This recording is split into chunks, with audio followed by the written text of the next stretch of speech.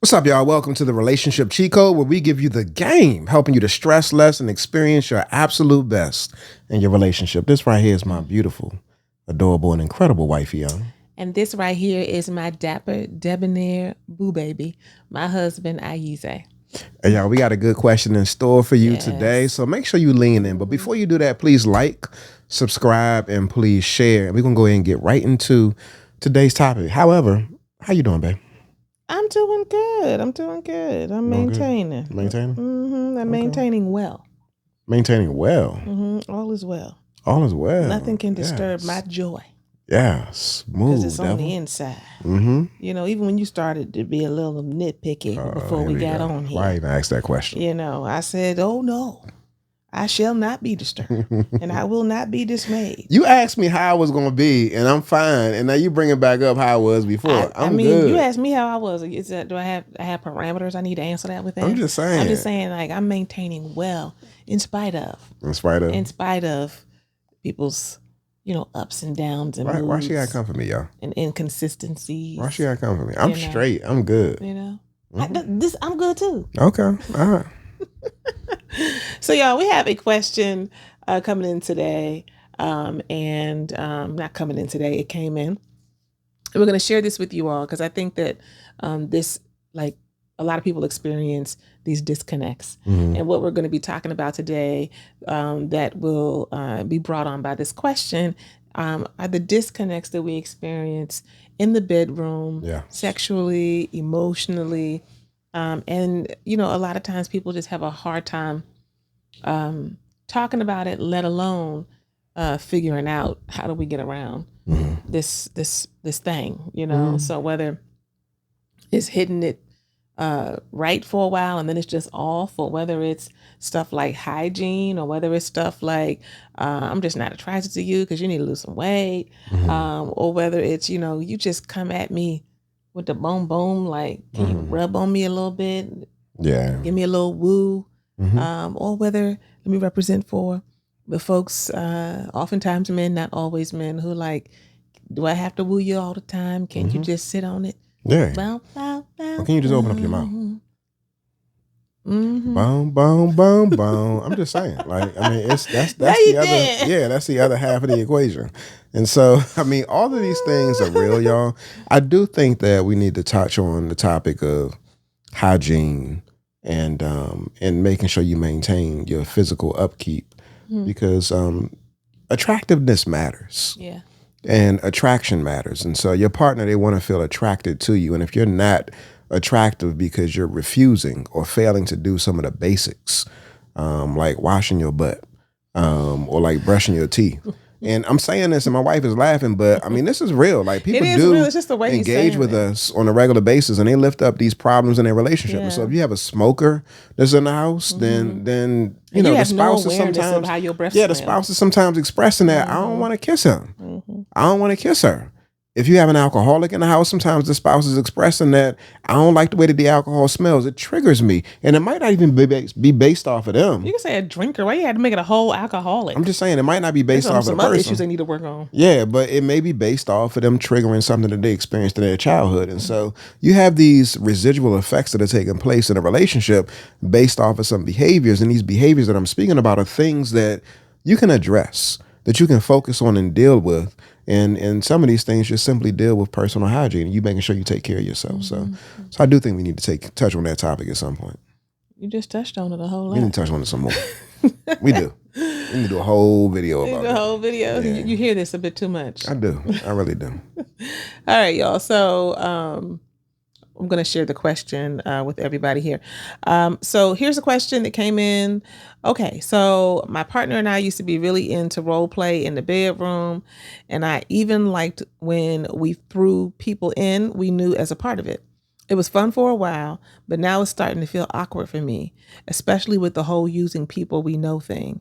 I know they're still super into it. What? Oh, no, I know he's still super into it, and I don't want to make him feel rejected, but I'm just not feeling it anymore. How do I bring this up without hurting his feelings?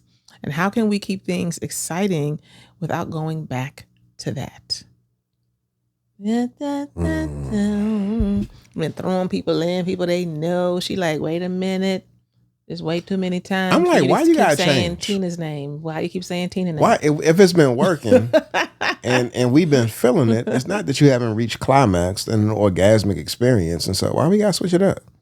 Like, what's going on with you that you got to switch it up? Well, I mean, I understand that in terms of like, like then people start to wonder like, oh, so in the moment, like, oh, that was kind of sexy, but dang, you use that person, and when you see him out, and y'all know y'all done use that person, people they know, right? Like you like looking at them, and then you looking at your husband, like, are you looking at them too? Like I can see how that can become a thing, and it can be awkward. I mean, it can, but then I also know that there are plenty of people who regularly do that kind of a thing, and it's not a thing, right? So I just want to normalize that.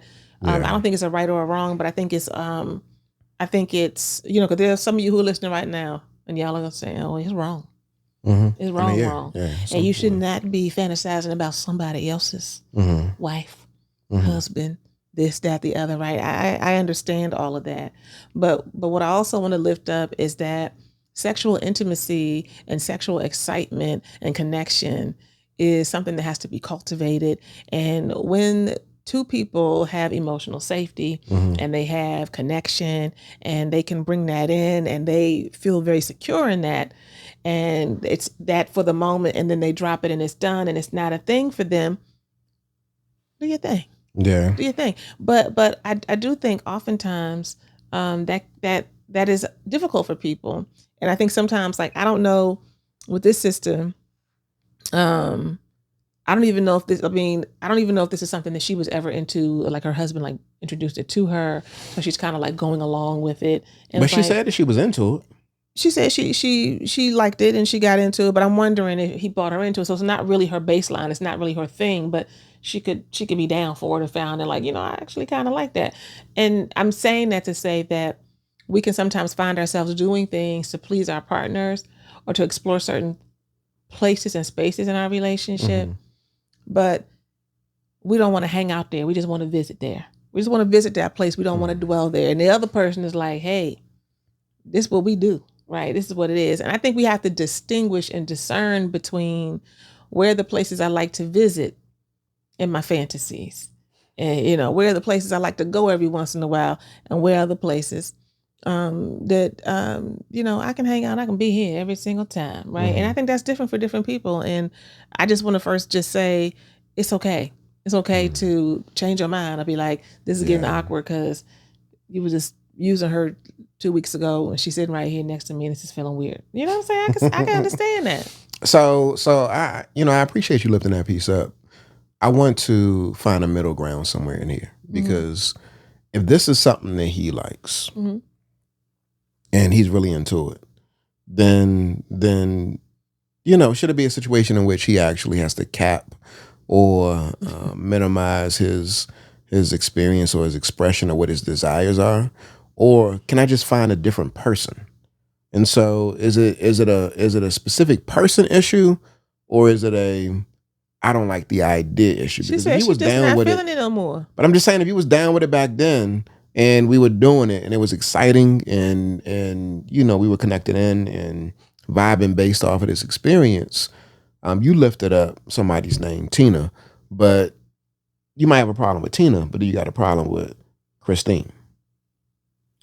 She ain't got a problem with Christine. Eventually, she probably have a problem with her because she's saying that I thought it was okay. It was okay, but I don't want to do that anymore. And she wants to know how she can bring this up without hurting his feelings, and how can they go, how can they keep things exciting without going back to that. She's very expressly saying she don't want to go back to that. And you're saying you want to find a middle ground because what? Because I'm just saying I want to find a middle ground because I think that if this has been introduced and it created a spark in a relationship, then to remove it, it may negatively impact the intimacy. And so it sounds like what she's trying to experience is increased intimacy with just the two of them without bringing somebody else into the equation, which I respect. But from his perspective, I'm just saying, is it a person situation or is it the fact that you just don't want to bring somebody else in, period?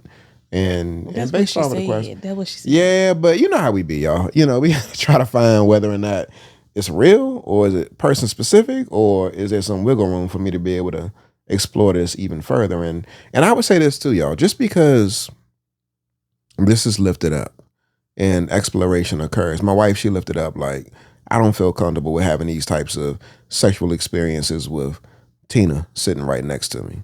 But the reality is that whether it's Tina, whether it's Barbara, whether it's whomever else, Keisha, whomever it may be, it's a situation in which, again, you and I are collectively agreeing to engage in an experience. And so he's not, I mean, you did lift up, was he leading it?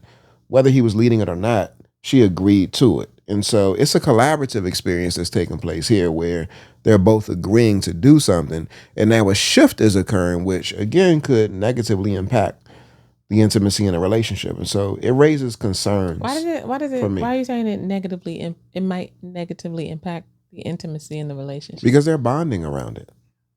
But they can bond around other stuff. I mean, they could. They could. However, just creating this type of shift, again, requires him to adjust. And if she's been sitting with this for so long, was it because this is something that she really wasn't interested in? Or was she interested in it, and then she got hit with the Holy Ghost, or she had some type of awakening and realized that this is quote unquote wrong? Like, who knows what it is? And so, and then the other question becomes... She said it's awkward. That's what she says, awkward. Remember that? It's awkward because I know the people. Right. And so what if you don't know the people? So what if it's somebody that's like on television? Is it then okay? Well, that's it's somebody explore some other alternatives that are similar, but not maybe exactly. Yeah, I just want to know whether or not it's completely off the table or partially off the table based off of you knowing the people that are involved. Mm-hmm.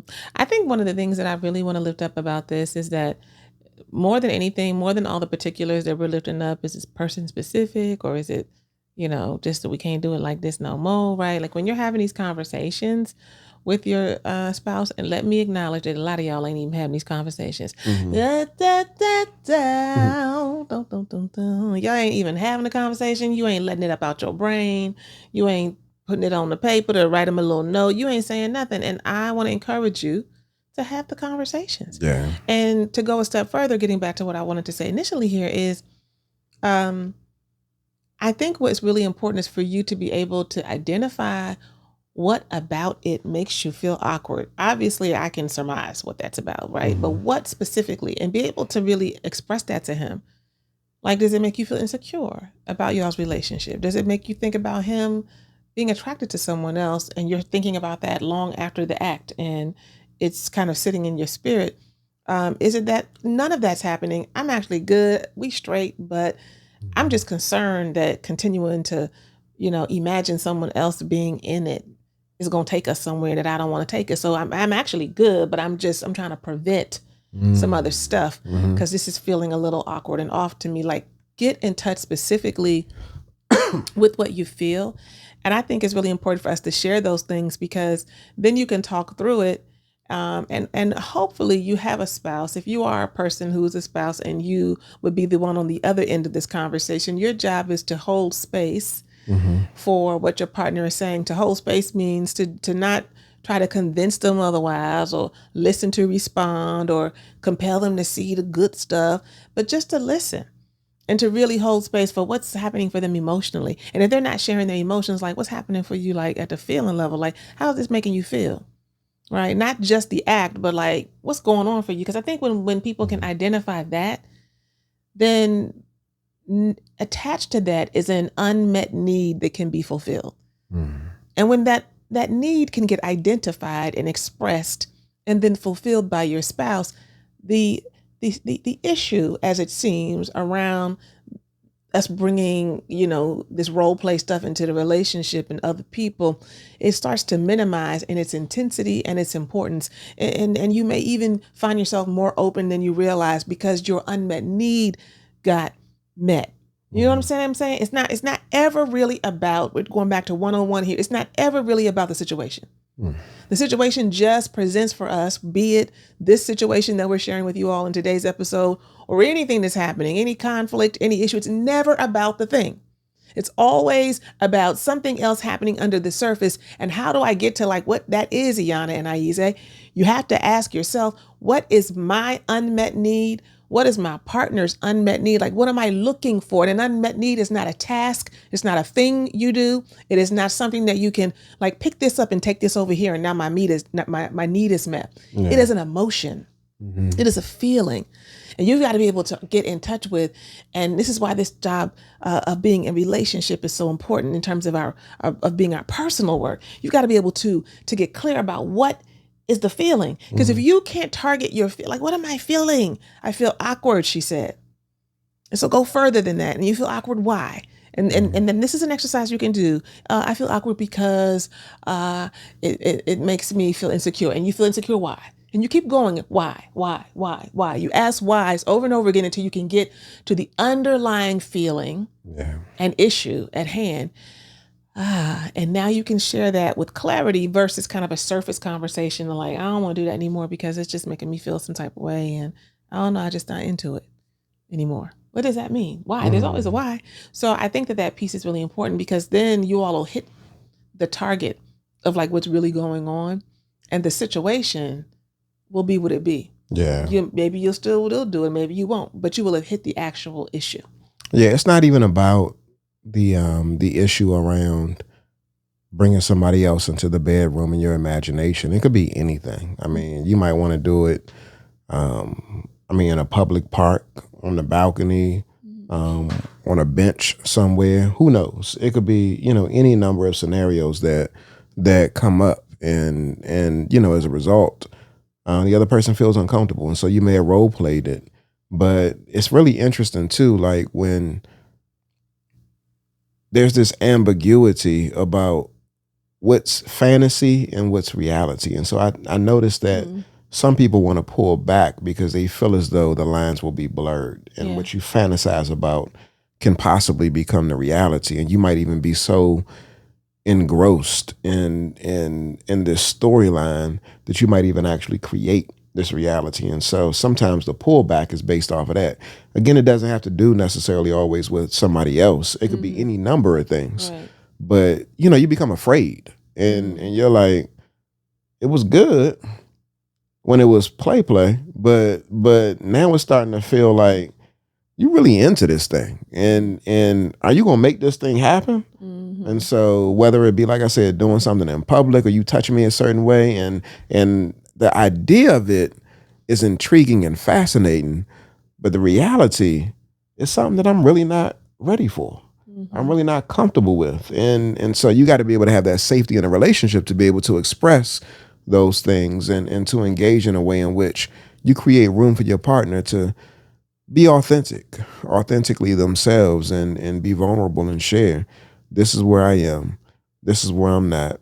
And whether or not you're open for it or not open for it. And so this whole piece that you're lifting up, around safety and having honest conversations and making room and being clear is an important piece, because when that's present, then it can definitely intensify the intimacy just simply because you see me and I see you. And fundamentally, that's what we want to happen. We want to see each other and make room for each other. But sometimes people be bulldozing and bogarting, and they have the idea and the fantasy, then they impose it on the other person. Yeah. They impose it, and you get the other person to believe that it was theirs, when the reality is that they ain't really want it in the first place.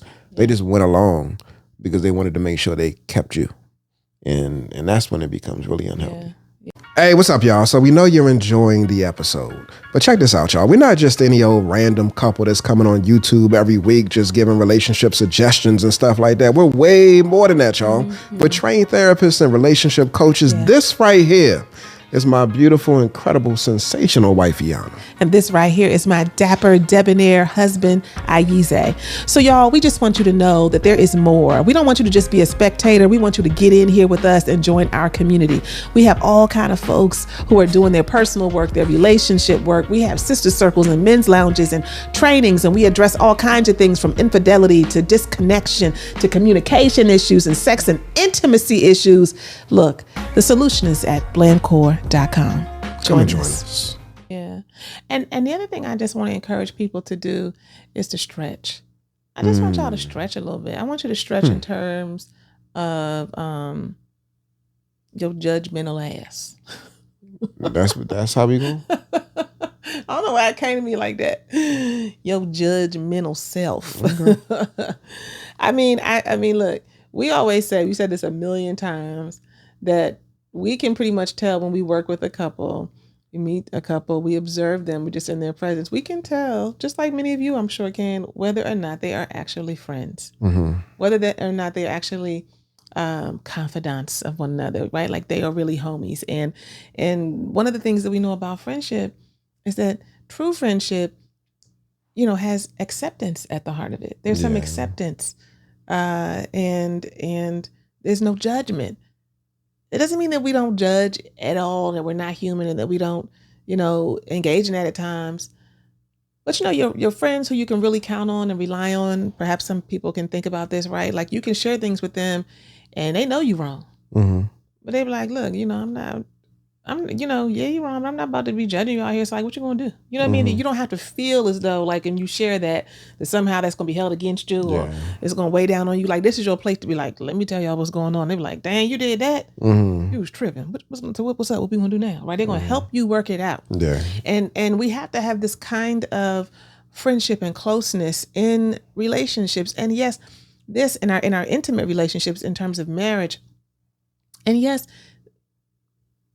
just because, your partner has been exposed to 27 different positions, and they done, read all these different books, and they be looking at this and looking at that, they a little something online, and they've been out here, they got experience, and you have very little experience, or you have very limited experience, and you got the Holy Ghost, right? It doesn't mean that there should be this kind of unspoken, like, that it's just this unspoken kind of making people bad because of our natural human selves. And so I just think that this is important, that like there are certain things that turn your husband on. There are certain things that turn your wife on. And there are things that turn the both of you on that you all are not even in touch with, you're not even aware of, because you have not even explored it by yourself or together. And you all don't even necessarily perhaps give each other permission to explore your bodies and each other and the heights of what sexual intimacy can look like, because you all are boxed in, or maybe it's just you are boxed in by what religion says to you about what your mommy or your daddy said was a good boy or a good girl, about whether or not you think you'll be good enough, right? And I just want you to not disregard morals and principles, but I want you to not take on this spirit of judging yourself and judging your partner and acting as though sexuality and the sexual experience and being able to fully experience that and recognize what turns you on, as though like, I don't want to. And many people do that, and so it becomes this kind of sticky subject where you can't really be yourself. You can't really be yourself in your relationship in general, and then when it comes to the bedroom, you definitely can't be yourself, So I just think this, we got to drop. Some of y'all know y'all judgmental, and y'all give certain energy and certain looks, or you want your partner to be more open with you and talk to you and share with you, but ain't nobody trying to share with you, your judgmental ass. Ain't nobody trying to do that. You know what I mean? You can say that, but how do you be? How do you show up? And how have you demonstrated an opening up, a stretching of yourself with your partner? So I just this is not necessarily this sister right here who is written in. I'm just saying that if you want that type of intimacy, which I think is the gold standard, right? Then we got to pay attention to how we project our own judgments onto our partner. Yeah, so that's good, baby. I would just say to really put a pin in this, that for her question specifically, and you did lift up asking the question of why and going levels deep. Yeah. And so some would even say going 7 levels deep when it comes to the why question. That's an approach you can take to really get to the underlying root of what the resistance is, what the issue is, what the barrier is. So include that in your toolbox. In addition to that, I think that her approach strategically could be one where she leads with validating the sexual chemistry that they have Yes, that's and good. and the connection that she feels with her husband. Lead with that. Big them up, you know, and express gratitude for what You it is. said pick him. Oh, I pick up. said big him up. Oh, big him up. Oh. Yeah. And express gratitude for what it is that you all experience.